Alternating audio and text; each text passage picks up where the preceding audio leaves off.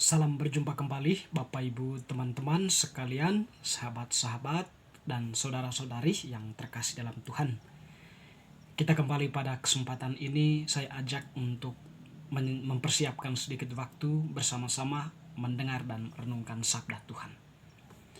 Sabda Tuhan yang kita dengarkan kita ambil dari Penginjil Matius bab 16 ayat 13 sampai 19. Pengakuan Petrus. Setelah Yesus tiba di daerah Kasarea Filipi, ia bertanya kepada murid-muridnya, "Kata orang, siapakah anak manusia itu?" Jawab mereka, "Ada yang mengatakan Yohanes Pembaptis, ada juga yang mengatakan Elia, dan ada pula yang mengatakan Yeremia atau salah seorang dari para nabi." Lalu Yesus bertanya kepada mereka, "Tetapi apa katamu, siapakah aku ini?" Maka jawab Simon Petrus, "Engkau adalah Mesias, anak Allah yang hidup." Kata Yesus kepadanya, "Berbahagialah engkau Simon bin Yunus, sebab bukan manusia yang menyatakannya itu kepadamu, melainkan Bapa-Ku yang di surga. Dan aku pun berkata kepadamu, engkau adalah Petrus, dan di atas batu karang ini aku akan mendirikan jemaatku, dan alam maut tidak akan menguasainya.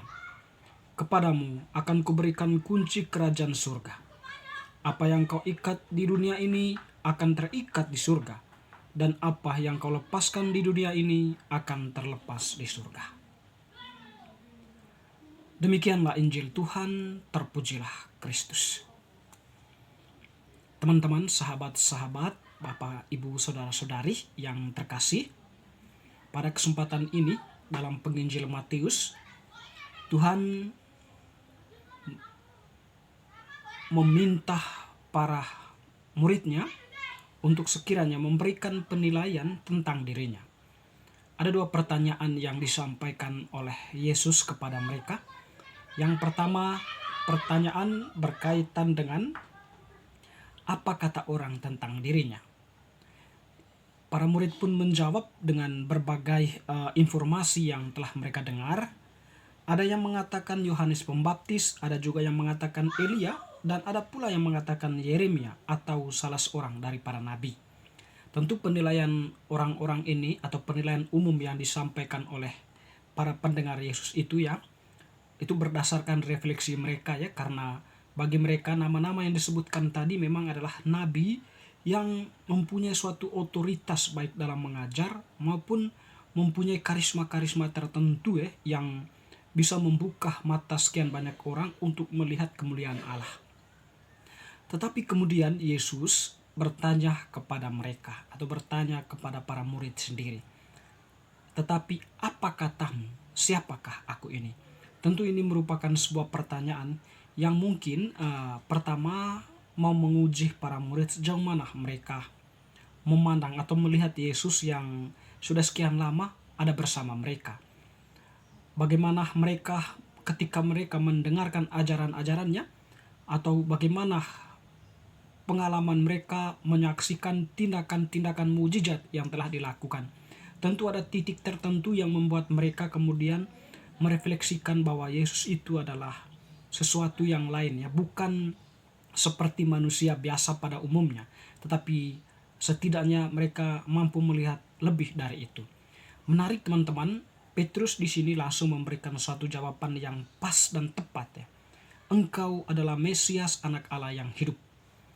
Nah, tentu jawaban Petrus ini mungkin berdasarkan refleksinya ketika bersama Yesus atau berdasarkan apa yang dia rasakan ketika menyaksikan Yesus dalam pengajaran-pengajarannya maupun dalam tindakan-tindakan mujizat serta hal-hal lain yang ditampilkan oleh Yesus, sehingga dia mengeluarkan pernyataan reflektif seperti itu. Dan memang Tuhan Yesus memberikan atau menjawab.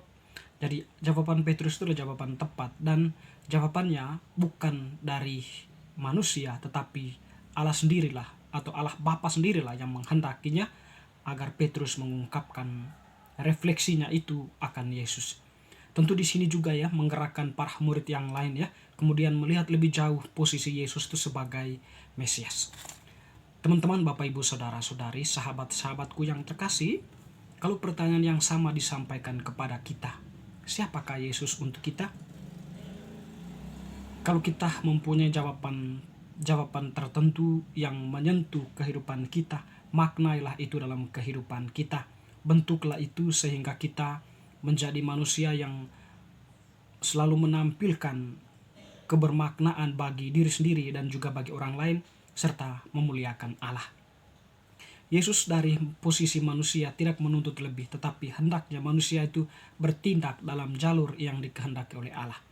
Dan teman-teman yang terkasih, sekaligus jawaban Yesus tadi yang mengatakan bahwa engkau adalah Petrus, dan di atas batu karang ini aku akan mendirikan jemaatku, dan alam maut tidak akan menguasanya. Kepadamu akan kuberikan kunci kerajaan surga.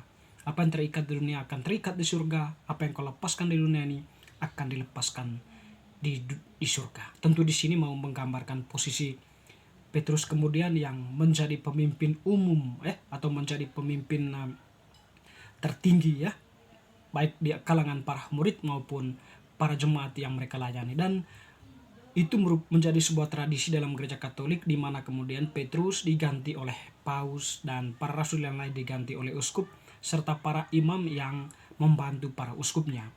Nah, disinilah kita bisa memahami secara sepintas soal tradisi kepemimpinan atau hierarkis di dalam gereja berasal dari pernyataan Tuhan ini. Dengan demikian, hierarki yang ada di dalam gereja bukan sebuah hierarki dibentuk oleh manusia dalam tanda kutip tetapi memang itu sebuah organisasi yang atau sebuah urutan atau tingkatan yang memang